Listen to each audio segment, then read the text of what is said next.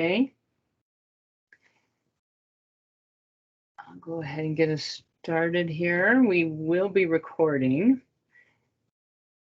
So if that's not acceptable to you, you can log out and listen to the recording, or of course, use your chat option versus unmuting. So thank you for coming. Our presentation format has not changed. We will be doing a bit of an update on what we know about the COVID vaccine rollout for children under 5. And then Elena will be doing our update on what's happening with COVID and all of the data on that end. And hopefully some of our partners will have some information to share. And as usual, we've still got our Healthy CE COVID at Boulder County email. And I forgot to say I'm Jane Wilkinson. I get so used to doing this, I forget to introduce myself. So thank you all for coming. I'm Jane Wilkinson, Child Health Promotion Coordinator. So Penny, I think you're on the call. I'll turn it over to you. Hi, everyone. I have a few things to talk about today. So why it's important to get kids vaccinated, lessons learned about confidence, and then some general vaccine updates and our focus groups as well. So kids can and do get infected with the virus. They can suffer from long-term effects just like adults, long haul COVID, and spread the virus to other vulnerable populations. So far, this is what we've learned about confidence in vaccination. So we want to share clear, complete, and accurate information. Clearly communicate about the process for authorizing or approving the vaccine and monitoring the safety of the vaccine. So like we have the vaccine adverse events reporting system in place. We also have VSafe, which is a way for parents and really anybody who gets the vaccine to report their side effects to the CDC. Proactively address and stop the spread of misinformation. I think this is probably one of our biggest challenges with social media today. If you're on social media, I'm sure you've seen mass amounts of misinformation about the COVID vaccines as well as routine vaccines. And then engage communities and individuals. We're really working on this now. We're trying to get out in the community more. We want to empower vaccine recipients to share their personal stories and the reason they got vaccinated, and to collaborate with trusted messengers like community leaders. We work with El Central Amistad a lot, Boulder, El Paso, among others. Next slide, please. I put a link in the presentation with all of our resources at BCPH, along with our community vaccine clinics, including those at the Longmont Hub. I'm sure you've heard about our focus groups before, but we are conducting focus groups for parents of children from 6 months through 5 years old. We've got in-person and virtual options as well as Spanish options. They're in multiple locations across Boulder County, and the parents are being compensated with a $40 gift card. Childcare is going to be available for any of those parents that need it. And our goal with these is really to find out the reasons behind the parents' hesitancy to get their children vaccinated, and so we can better target our messaging. I believe Jane has those flyers, and if you haven't already received them, she can send them to you, or you can email me and I can send them as well. Yeah, I can send them with the notes from this meeting. Thank you, Jane. You can go on to the next slide. For vaccine updates, unfortunately, there's really not a lot to update on. The FDA Advisory Committee is scheduled to meet on June 8th, 21st, and 22nd about the small fry vaccines, as we've been affectionately calling them at BCPH. Those meeting dates are tentative and subject to change, though. And then after that, they still have to go through the Advisory Committee on Immunization Practices, and the CDC has to approve them. So it could still be a little while. I think maybe July, maybe end of June, but it's hard to know for sure. There are actually going to be two options. Moderna is putting out a vaccine as well. They've submitted their data and request for EUA. They're going to be from 6 months through 6 years old, which is a little different than the Pfizer, and they're only going to be 2 doses instead of the 3 doses. The Pfizer is 6 months through 5 years old, and it's going to be a 3-month or 3-dose series, excuse me. So far in the data, I've seen that side effects appear to be similar to other pediatric vaccines. So the redness, swelling, soreness at the site, maybe low-grade fever, some mild flu-like symptoms. There haven't been any reports of big reactions, big adverse events yet that I've seen. Was that the last one? That was the last one. And then just real quick, the Johnson & Johnson or Janssen vaccines EUA was updated on May 5th. The US is really going away from that vaccine. They're trying to encourage people to get the mRNA vaccines. They're just a lot safer and more effective. We do still have it available, but once it expires, I'm not going to be ordering it anymore. And I don't believe we're actually going to be manufacturing it anymore either, but there's still some more information to come on that. I'll put my email in the chat. As always, you can reach out to me with any specific vaccine questions, and I'll stick around for a little while too if you have questions. Thank you, Penny. I'm not able to see chat, so I don't know if there's any questions that are currently in chat that you could address, or we could also wait till the end. I don't see any yet, but I'll keep an eye. Oh. All right.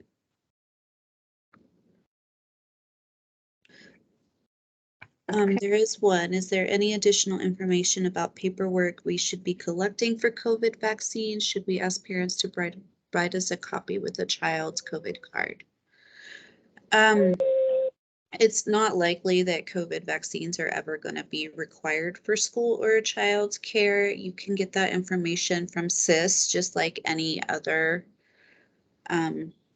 routine vaccine. As far as paperwork, I'm not sure exactly what you mean by that.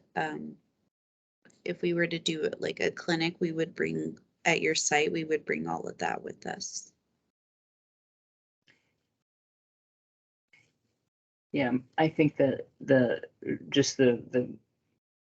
if they're not on CIS by chance, or it's slow to get uploaded to CIS, they sometimes get a record from the doctor's office is likely the paperwork they're referring to, but CIS is probably your best bet, right? Right. Yeah, and since it's not a required vaccine, it's not necessarily something that you need to get. I think that probably depends on the individual child care center, but I'm not 100% sure on that. Yeah, that question does come up occasionally, but yeah, I like it. All right, any other questions in chat that you see, Penny? One more about kids that are vaccinated being exempt from quarantines, and I don't know that information yet. I haven't heard anything about it, but that seems to be true for our older kids that have been vaccinated and adults. So I would assume it's the same, but I don't know for sure. I bet Elena can talk to that when she comes on. All right, if there's no other questions, or at least not right at the moment, then I'll move along. Thank you, Penny. I really appreciate that. So Elena, I'll turn it over to you, and I'm sure you can work on that question about quarantine. Hi, sure thing. Actually, let me pull this up quickly and just take a quick look at that question writing again. Under 5, fully vaccinated. Okay, cool. So I'll actually just address that quarantine question really quickly off the bat. As long as they are fully vaccinated, up to date with whatever vaccines, boosters, combination, they're eligible for at that age group, they would be quarantine exempt. If a household member is positive, as long as they're remaining symptom-free and haven't tested positive themselves.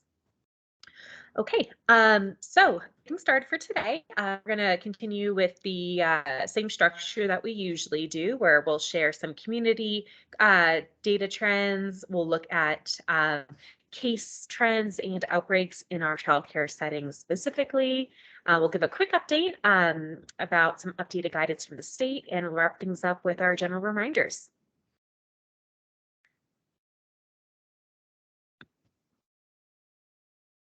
As always, a huge thank you to our team. So Crystal, Latoya, Kaylin, Anna, Griselda, and Kara. We couldn't do this without you all.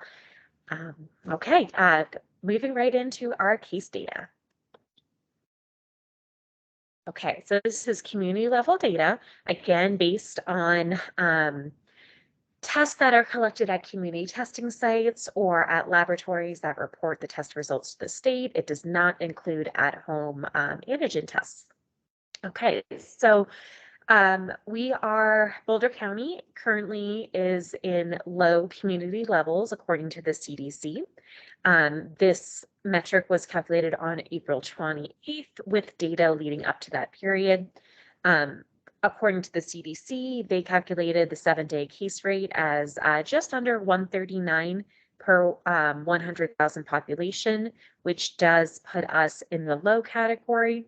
And then the two hospital metrics that also get factored into this calculation, the number of new COVID-19 hospital admissions per 100,000 population, as well as the percent staffed inpatient beds occupied by COVID-19 patients, also remained within the range of low community levels. So the new hospital admissions, we had 6.3 per 100,000 population during this time period, and for the percent of inpatient beds occupied by COVID-19 patients, we're at less than 1%. So again, to summarize this, according to the CDC, for the data they calculated for the most recent time period, we are still squarely in low community levels of COVID-19.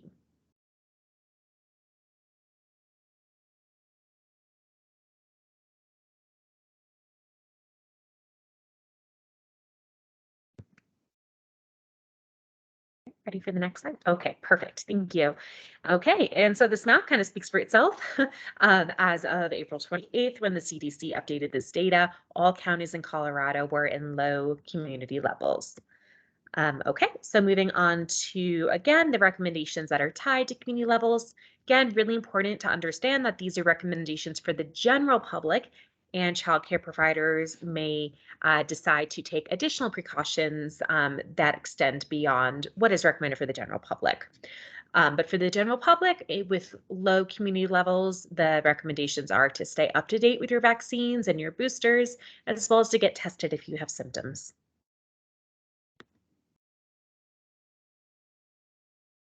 Okay, so now we're moving forward with the data that is calculated internally and also is a little bit more up to date than what the CDC was using. So again, you might see some differences in the actual data points that we're presenting, but again, that is completely expected when you have different agencies using different time sources and sources of data. Or I'm sorry, time periods and sources of data. So according to our internal surveillance team, the most recent 7-day cumulative case rate was 154.7 cases. So just under 155 cases per 100,000 population in that 7-day period. And this data was current as of May 2nd. Now, again, really important to know that this does not take antigen tests, unproctored antigen tests that are collected at home. So, as the use of home-based tests becomes more and more widespread, there is kind of growing concern over, how much this data really helps us grasp the true trends. So I would say that this metric even with widespread antigen test use, I think it's really helpful for us to see trends over time. Although that the true actual rate of new cases per 100,000 population is likely higher because those tests aren't included. But I'd say overall, really the key thing to take away from the slide is that we're seeing that this incidence rate has risen across April and is continuing to rise in May. It's not rising at a rate that drove our surge back in January or surges that we've seen in the past, but the cases are rising. We do expect them to continue to rise, but likely not to a very quick, rapid rising level that we've seen before.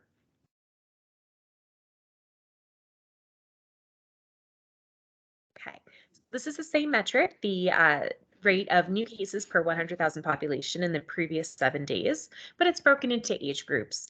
And again, same caveat here, does not include at-home tests. So based on these community testing rates, over the most recent 7-day period, it actually indicated a decrease among 0 to 11-year-olds. But anecdotally, I would say between our K-12 partners and our ECE team, we see very high use of at-home antigen tests in this age group. So again, take this with a large grain of salt because I think the data that we're seeing, which we'll share in a few slides, doesn't necessarily reflect a downward trend, at least among ECE cases. Okay. And finally, we have our 7-day positivity. So again, only calculated by those tested at community sites or laboratory-based tests that report to the state. But even with those caveats, we have seen a pretty clear increase in percent positivity over the last time period. So as of okay, the team did not include a date, but this is probably calculated right around the same time as their other rates, so probably around May 2nd. At that time, our team calculated a 7-day percent positivity of 8.2%, which did increase over the previous week, which was at 6.5. So PCR positivity is on the rise, which does make sense since we are seeing a rise in our 7-day case rate as well.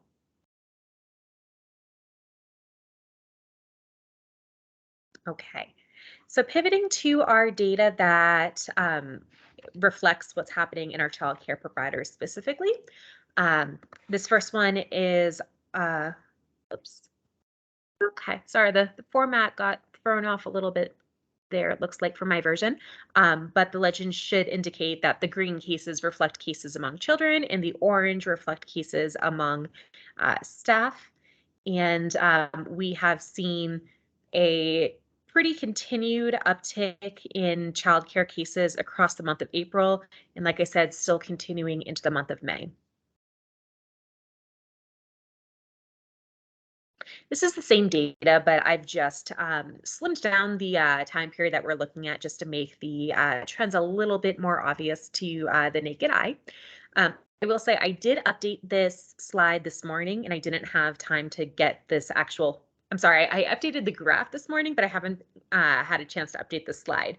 So as of this morning, the most recent week, the week ending in 5/4, has increased to 49 cases. So the main takeaway here is that we've seen a steady uptick in cases in child care settings from April 6th through currently still happening today.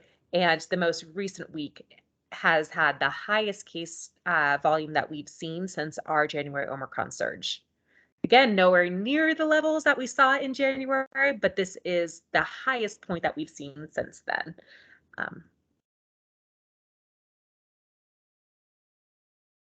Okay.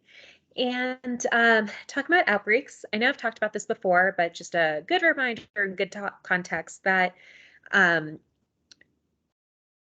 we're really kind of looking at two different things when we use the phrase like outbreak. So at the most basic level, when our team is working with you all and, we're seeing multiple cases, evidence of transmission in your setting, we're likely, we're going to consider it an outbreak and we're going to treat it as such with our recommendations about what to do next.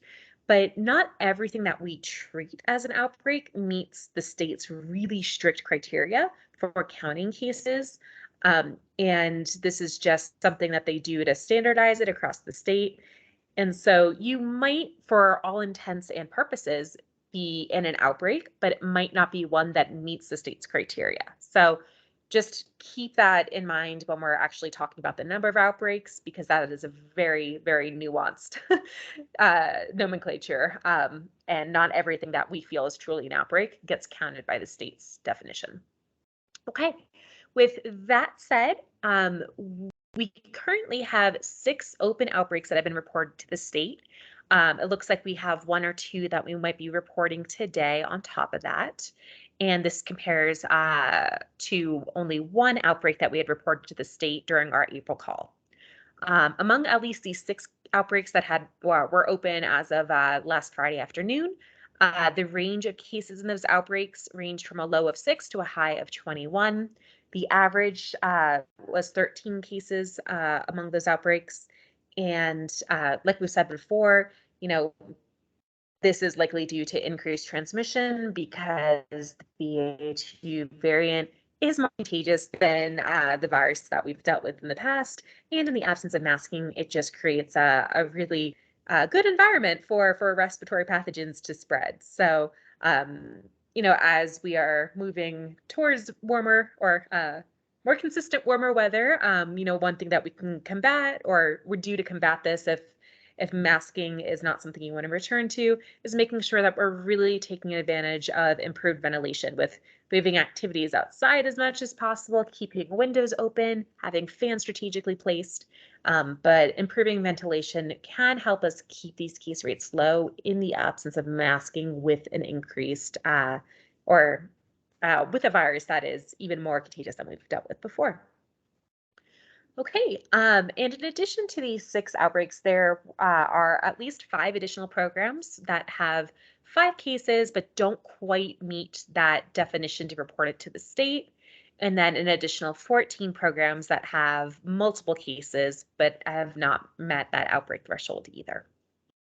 So in short, lots of COVID activity happening in our childcare programs right now, plenty of outbreaks and plenty of programs that have multiple cases, evidence of transmission, but might not be considered an outbreak from the state's perspective just yet.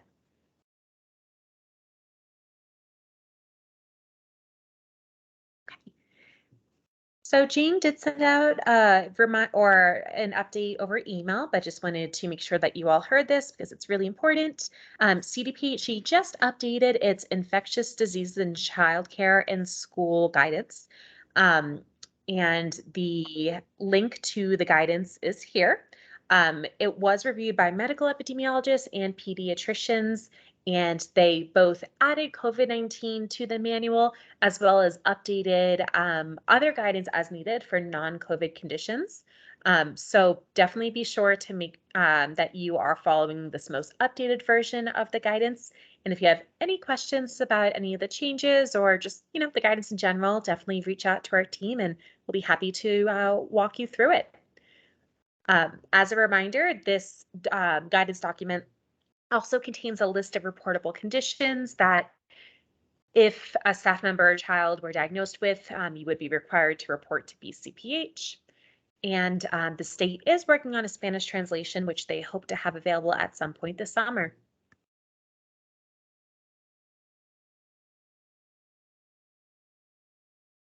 Okay. So just wanted to let you all know, I think, it's just been an absolute pleasure to have been able to work with all you throughout the last couple of years. And I'm very grateful that we've had, staff dedicated to our ECE providers. So we could really work with you all, directly and really be your dedicated first line of contact for the health department. Now, as we are shifting towards more of an endemic response rather than pandemic response, many health departments, Boulder County included, are starting to scale back the temporary workforce that was, put in place to respond to the pandemic. What this means for you all. Of course, BCPH, we will still continue to be here. We still expect you all to, report cases to us, and we'll work with you on outbreaks. But just understand that over the next few months, the volume of our dedicated ECE team will be scaled back. And ultimately, it is likely that, an ECE specific team will be dissolved. Now, of course, I don't want anyone to think that you're going to be left high and dry. Again, you are still going to have access to our BCPH EPI team, but I would really just encourage you all to make sure that you're feeling really good about the guidance that, over the next few weeks, maybe make it a priority if you still have some uncertainty about how to respond to cases and contacts. Make it a priority to come to office hours, and we can really make sure that we've really kind of reinforced what you should be doing just to kind of prepare for a setting where you might not have a team that is as accessible and as quick to respond to cases and questions as we have been over the last 2 years.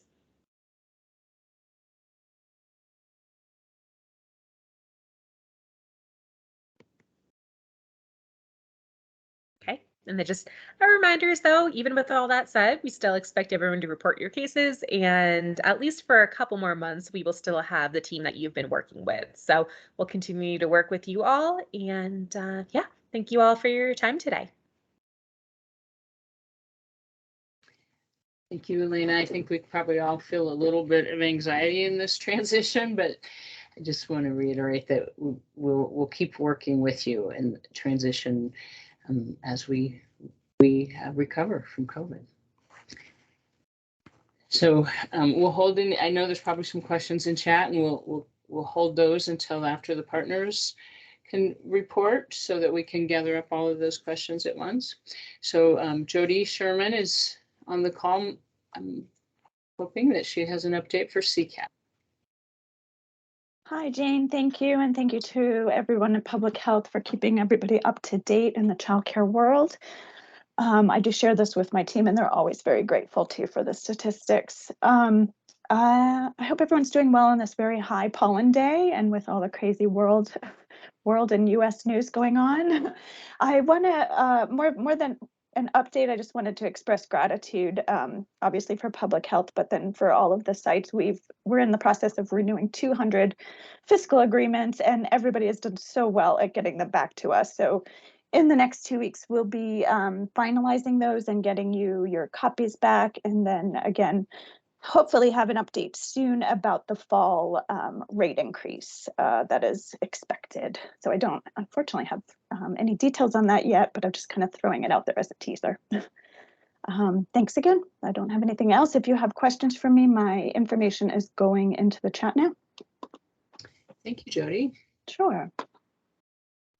Amy Carlo from the Boulder County Early Childhood Council, would you like to give updates? Hi, thanks, Jane. I don't think we have any big updates. Mary Lynn is also here, so pipe in, Mary Lynn, if I'm forgetting something. We have our new EQIT summer intensive course starting on May 24th, and there are still some spots available for people who are working with infants and toddlers in Boulder County childcare settings. So please know that. And we're also hoping to offer another ECT clinic in mid to the end of August. I don't know the dates of those yet, but that's to support new teachers who are entering the field, and with some training that we can help and support them in understanding PDIS and childcare licensing rules and regs, and help support centers in getting new educators up to speed. And that will be in our training calendar. Our training calendar that will come out at the end of the month will include summer of May for June, July, and August. So hopefully we'll have a lot of opportunities in there, and that will be helpful for all of you to see what's happening. And Mary Lynn, am I forgetting anything? Not to put you on the spot. Okay. All right. Thank you. Thank you, Amy. Sometimes we have, sometimes we do, and sometimes we don't have someone from the Office of Early Childhood, but I'm leaving a space if there is someone that would like to update, Shannon is often in the crowd, but Shannon Ridgway, are you there? Or anyone else from the Office of Early Childhood? A lot of activity going on in that department.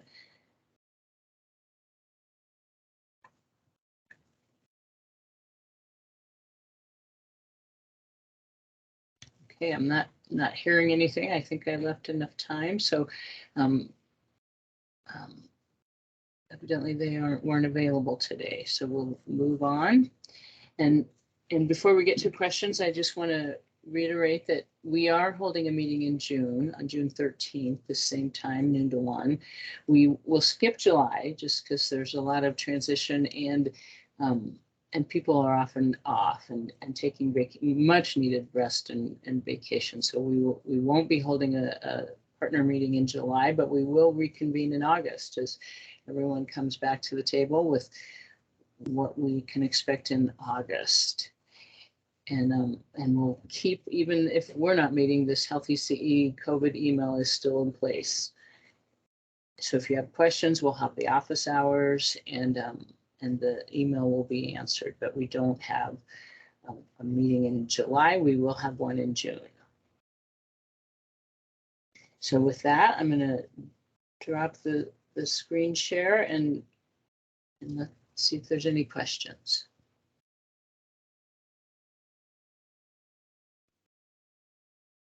Hi, Jane, it's Kara. I'm going to read a few of the things that have come across in chat. Thank you. There was some question, or there was some question about, there was a question about hesitant parents, especially if the vaccine is not required. And so Penny wrote a few things in there about, oh, I'm just trying to think of, it says oftentimes hesitant parents have their kids on an alternative schedule or have some vaccines, but not all. So you can look at their routine vaccines. And then sometimes we will see a rush in the beginning once vaccines are approved, and then hesitant parents may choose to wait, trickle in. And then Penny also did give a resource about having a conversation with parents on what their feelings, plans are for COVID-19 vaccine. Research is showing only 18% of parents will get their children vaccinated. And then there's just a link in there, an ABC News article. I think that Penny was probably referencing. I'm going to stick with more of the COVID stuff at this point. And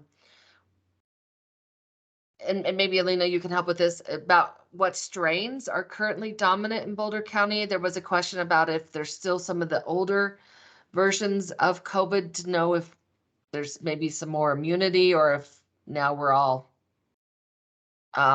more likely to be not immune to the newer strains. So maybe Elena, you can address that. Sure.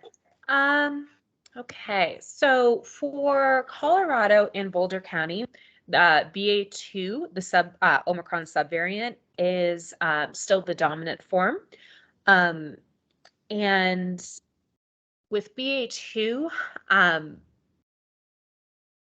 folks that had infections with likely BA1 back in January, February, we are seeing those individuals come down with infection from BA2 2 to 3 months later. So I would say really sticking with that. I know the CDC still uses like 90 days a threshold, but I would say, at least for the first, and this is for healthy individuals, individuals with, compromised immune system might not have, as much of a immune response to a prior infection, and they might be susceptible to more shorter durations in between infections.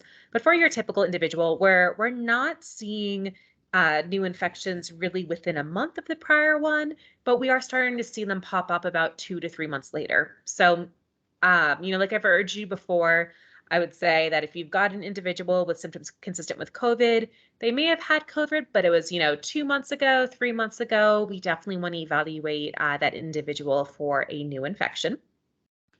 There is a new subvariant that is kind of gaining ground in the United States. So it's still a subvariant from Omicron. It's called BA.2.121.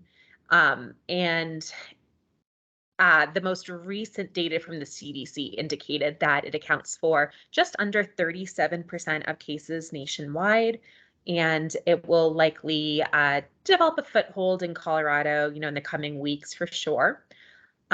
Preliminary assessment of this BA.2.121 subvariant shows that, kind of as expected, it does appear to be maybe about 27% more contagious than BA.2, but we're not seeing evidence yet that it would be linked to increased risk of severe disease.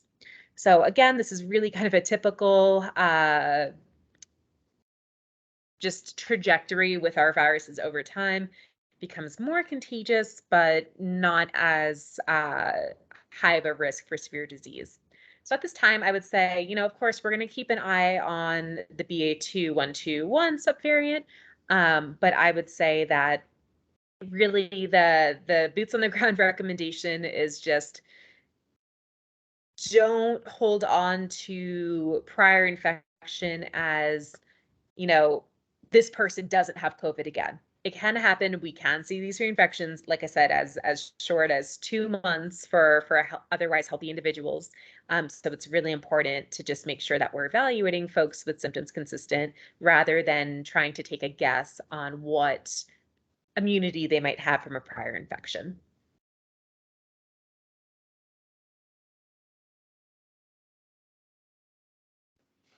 Thanks, Lena. There is a comment in here about seeing kind of a GI bug going through. It says, I have a non-COVID question. We have seen some stomach bug illness going through the school. Is this something that is happening at other schools? I feel like it's going around the school districts as well. No name to it, just a day or two of diarrhea, vomiting, at times low-grade fever, and they're all testing negative for COVID. So I don't know. I know, Elena, your main focus is COVID, but I don't know if we have any of our other non-COVID EPIs on to give us an update if we're seeing maybe noro-like illness or getting any other reports of that. Yeah, sorry, this is Elena. If I have any colleagues that want to speak to what they're seeing for non-COVID, definitely feel free to jump in. I will share, though, from surveillance data for the state. Children's Hospital, their most recent bug watch, which was, let's see, data up until May 1st, did indicate a slight rise in diarrheal virus pathogens that are circulating in the state. So a bit of an uptick from the last week in April the second to last week to the last week in April, but not as high as they were back in late March and early April. So a bit of an uptick, but lower than they were about a month ago.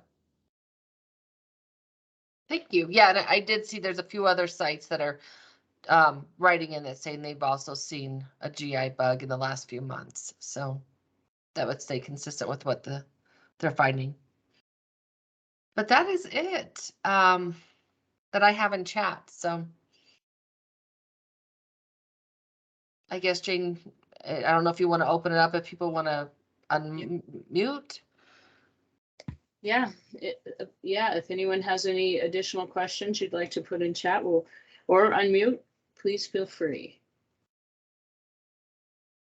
I see Abby had some comments about the rates, the COVID rates, in the White House, but hopefully more funding. Yeah, we're with you, Abby.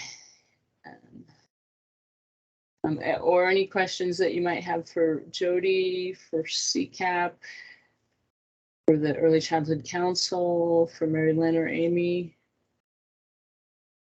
Oh, expiration dates. We did just talk about that today.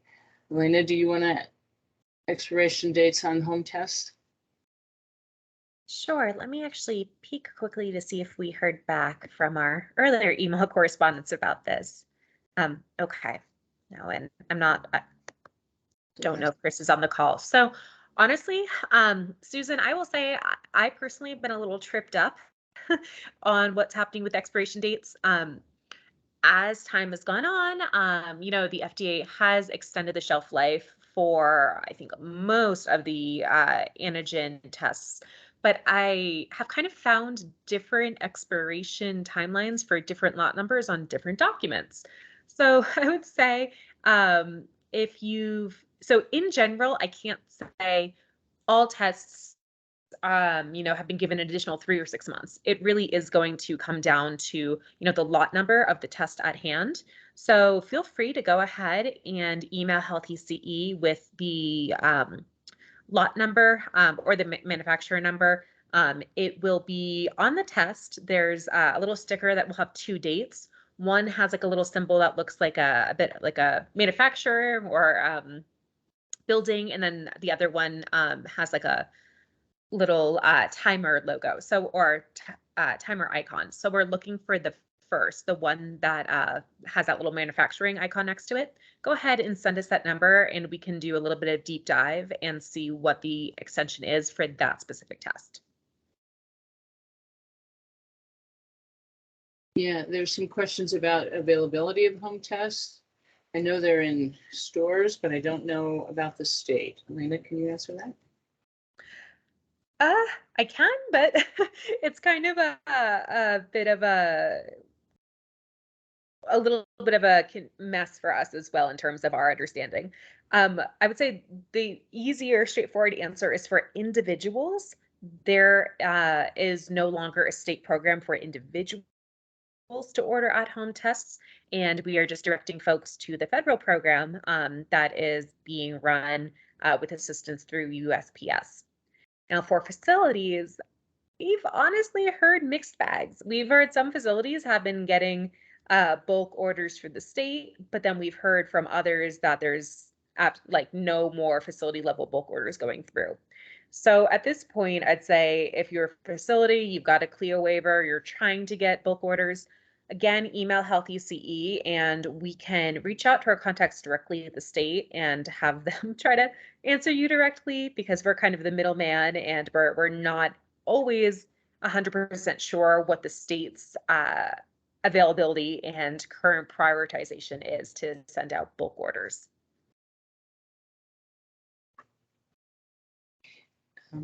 There is a question about the transmission rates, which you already covered, and the outbreaks for childcare. I don't know if you want to say anything, or this person can see it in the notes. Sure. Very short. Yes. Case rates in Boulder County are rising. They have been rising in childcare since early April, continue to rise, and we are seeing a subsequent uptick in outbreaks as well as clusters that do not meet the state outbreak definition.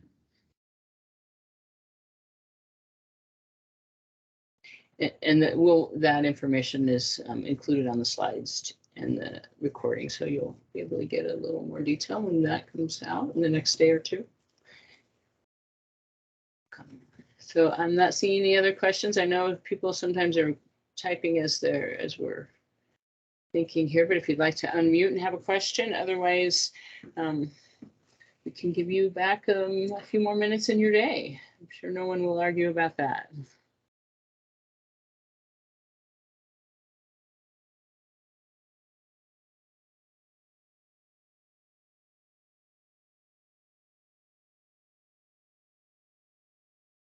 All right, well, thank you all for attending. We'll be sending out notes and video clip in as soon as we can in the next day or two.